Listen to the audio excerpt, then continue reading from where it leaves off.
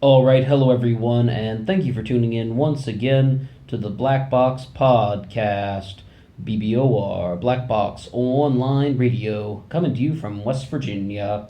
Well, today we're going to have a very, very, very big presentation because we had an upload that had been kind of recorded, but and through the course of life, sometimes life happens, that one has been lost. So we actually are going to have some segments from the previous upload that are just going to kind of be discussed and some additional information that is going to be attached on.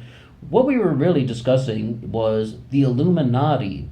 And this is one of the things that I think has really grabbed a lot of people by storm because we don't necessarily know how this theory is going to function. And I really find when people are talking about the Illuminati, they are talking about a collection of different theories. Of course, we had a genuine secret society that was functioning in Bavaria in the 1800s and all that. I mean, I'm sure you've heard that story that yes, this was indeed a real functioning society. It isn't just something that is pure fiction, and it's also not something that is just kind of like pure legend, rumor, boogeyman in the dark, one of those things.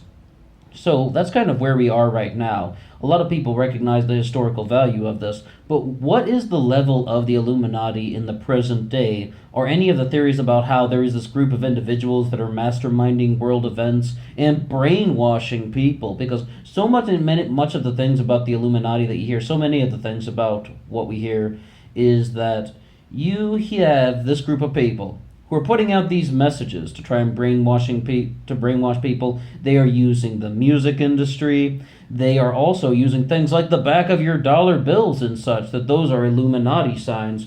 I mean, like of course, the pyramids and the eyes, and it's like anytime you see pyramids and anytime you see the giant eye, those can also be Illuminati signs. Well, what do we make of all this, and where is it all coming from, and what is actually happening? Is there actually this kind of group of secret individuals that are controlling things?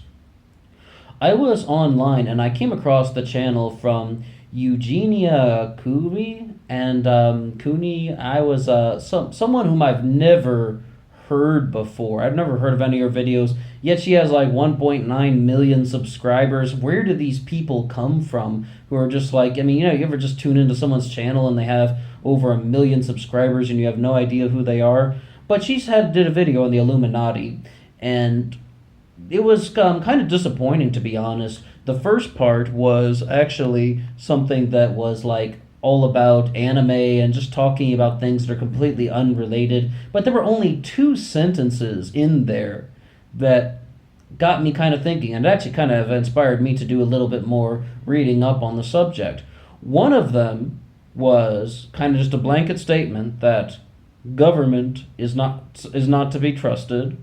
Okay, we can say something about that in a second, but the second one is much more relevant to our discussion right now, which is that if this society does indeed exist in our present day, if we do actually have an Illuminati in our present day, then they most likely are not going to be calling themselves the Illuminati.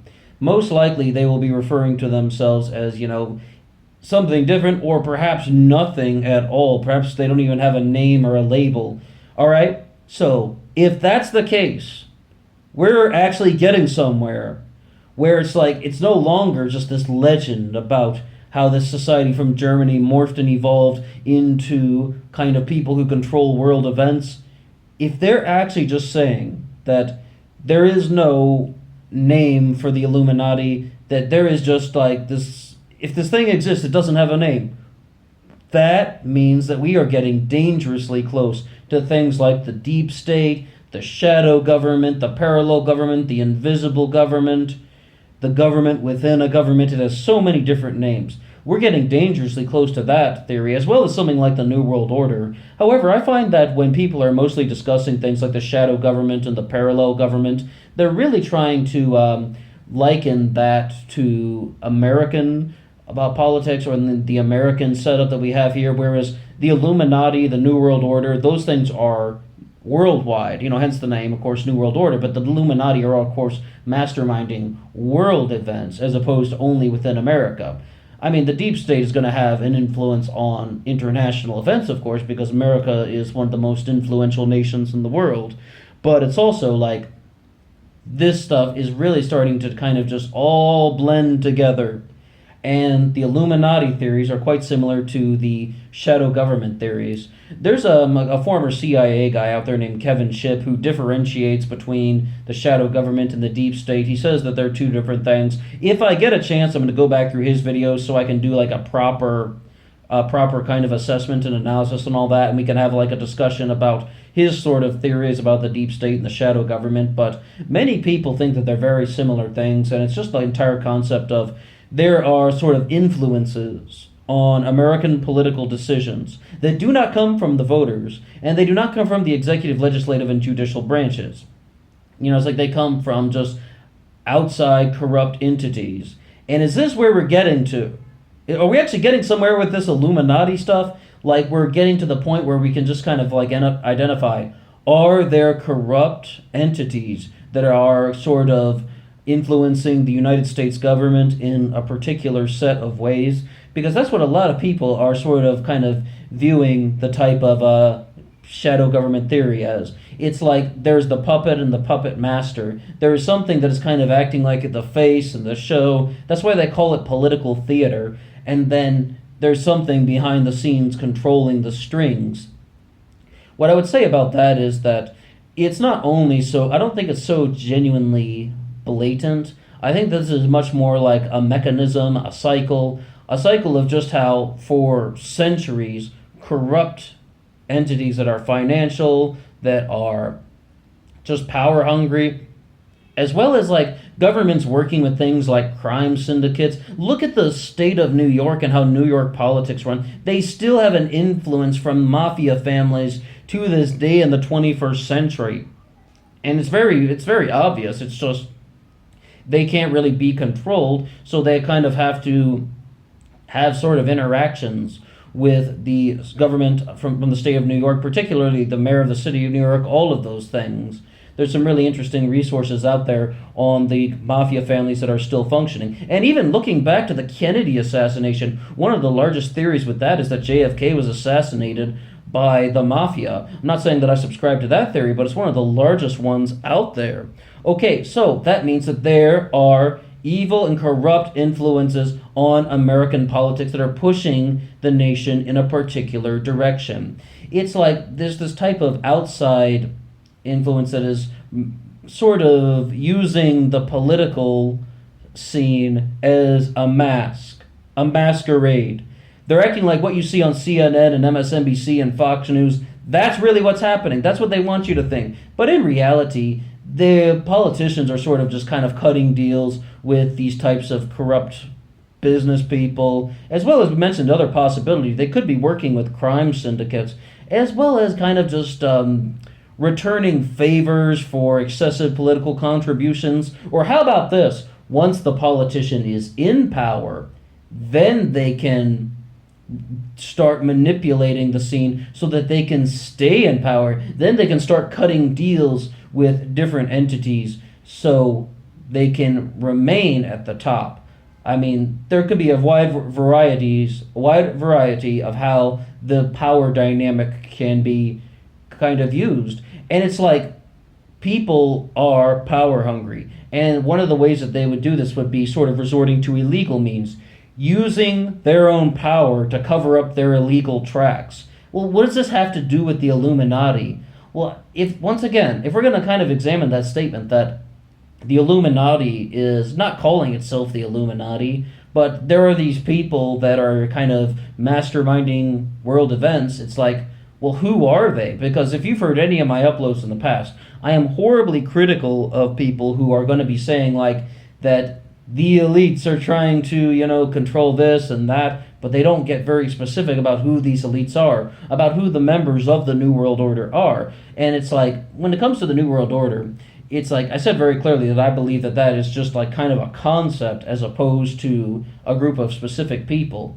And if we're going to really try and blend these theories together, which I do believe that there actually is some truth to that. I'm not somebody who's just going to say kind of far out wacky things that I don't believe because maybe it'll get a few more views. It's not about really getting an enormous amount of views. It's about kind of really trying to identify what is actually there, because this is a very human thing. We want to know the truth. It's just like as human beings, we want to do that. And when it comes to this, it's just like, it's what the Illuminati represents to me is that we cannot break the cycle of outside corruption on up the political sphere, whether it's politicians cutting deals that they should not, or whether it's the influence from the crime syndicates, or whether it's just people backstabbing other people to stay in power. There's that quote from Juvenal that we mentioned many times. Who is there to guard the guards themselves? Because that ties into the first statement. Don't trust government, or that government is a scary thing. These people are making all the rules for you. But who is there to monitor them? A fact of life is that if people have power and they are the ones making the rules, they most likely will not follow the same rules. It doesn't mean every single person is going to act that same way. There are going to be different responses. People have different personalities. I don't really believe that blanket statements can be applied to all of humanity, because that assumes that all personality types are the same, which they are not. But as kind of just a phenomenon, a rule, something we can observe, what we can observe is that people who are making the rules don't always follow the rules. You will see this in your daily life. Your boss will make some rules for the office. Oh, yeah, no text messages in this place. Oh, only 5 minutes for break time. And then your boss will break the rules because no one is watching what your boss is doing. I mean, this extends to everybody in every corner of life. So why would politicians be immune from the same sort of practice? I mean, even look at friendships or something. Somebody's like, haha, I want to push you around. And then you say, haha, okay, we're having a laugh. I push you around too. And that person gets really mad because they didn't expect you to push them back, because, once again, that's a dominance hierarchy. They think that there's another type of structure in place that's just not meant to be tampered with. There can be all sorts of times when people want to say, you have to behave a certain way, and that other person is going to go ahead and just do whatever they want because they can get away with it. People are going to try and do selfish and destructive things if they can get away with it, and politicians are not going to be exempt from that. Just because they're lawmakers, they're perhaps more likely to do something like that, to do destructive things for their own selfishness, for the benefit of their own careers, for the benefit of their own ambitions, and for the benefit of their own greed. They are going to do things that are going to be solely beneficial to their own well-being. That's just kind of like a fact of life, and that's just kind of where we are in the 21st century. But we mentioned how this is going to tie into some new things. That's kind of the little bit of a spiel on what I believe the Illuminati represents in this kind of a present day and age. But the other thing that we want to tie this into is that how does a secret society function with something such as persecution? I mean, because there's another very interesting video out there from Sadhguru. He is, Sad is spelled S-A-D-H. I have never seen any of his videos by choice before. I was, until last night I was always watching the stuff on the YouTube ads. It'd be a paid advertisement and you end up watching the clip. But no, I saw something that he said about the Illuminati. And what that was that in the European tradition, a secret society most likely formed because of something related to persecution. And to provide a little bit of context to that, persecution from the church. They had to form as sort of a secret society because the church would destroy them. You have to remember, the church, the clergy, were a much more powerful and influential social entity than they are today. I mean, prior to the Age of Enlightenment, it's like they were an established social body, and they were an esteemed social body, definitely in France and perhaps throughout other nations in Europe as well. And one of the kind of conclusions of the Age of Enlightenment is that a lot of people began to recognize that we have too much of kind of an obsession, rather, with the clergy as part of a member of this type of, higher echelon of human beings, almost somewhat like the aristocracy, but not quite though, because the aristocracy is still dealing with royal blood and such. So when you have the types of the types of people who are going to be trying to hide from the church and from the clergy, and they don't want to be eviscerated by the church. You're going to get things perhaps like the Voynich manuscript, but you're also going to be kind of dealing with things about people are going to be hiding their actions behind closed doors. And we've talked about some of the reasons why people would do that on previous uploads, but one of the things to just sort of mention now is, where would the tradition of a secret society like the Illuminati be in that context? All right, I mean, it's something that you can wrap your head around. You can sort of be like, well, these guys are hiding behind closed doors because they don't want to be destroyed. They don't want to be eviscerated. And the only thing that I could think of is perhaps if you're going to say that there is any sort of 21st century Illuminati, then they don't want to be persecuted through exposure by things like the media, with dealing with things like shame and embarrassment. They don't want to be persecuted in that particular context because maybe they would lose their opportunities for money and power, and also sexuality has something to do with that. I believe there's something about politicians having crazy affairs and such. I mean, not to name names or anything, I think you can think of a few. But it's like, when you have that sort of type of dynamic, you definitely do not have something where you are dealing with people who are just kind of starting a small society because they're hiding from a powerful entity. This theory is quite different. It is that there is a powerful entity that is running the show. I do have to confess that a lot of these theories, whether you're talking about the Illuminati, the shadow government, the New World Order, the British system of political economy based on speculation, all of these things are about how there is this massive group that is running the show, and they are the ones who are trying to hide in the shadows. And it's like, that's really quite different, and I definitely think it's much more plausible to accept that to accept theories about secret societies that would be sort of trying to avoid persecution, the smaller ones. And in fact, excuse me, in fact, we would have many, such as the Freemasons. Those are definitely real. And then we also have other things, such as evidence of the Knights Templar and stuff like that. Skull and Bones is very real. And like, their members don't even deny that they are part of Skull and Bones. But then it's like, when you want to look at how something like the Illuminati is functioning, very few people admit to being part of the Illuminati, unless you want to sort of identify that the Illuminati is just like a process of the cycle of corruption on the political system, where there are people who are indeed affecting the political system for the benefit, of the few, the concept of oligarchy. Once again, oligarchy is a very real concept. And that's kind of where we are today.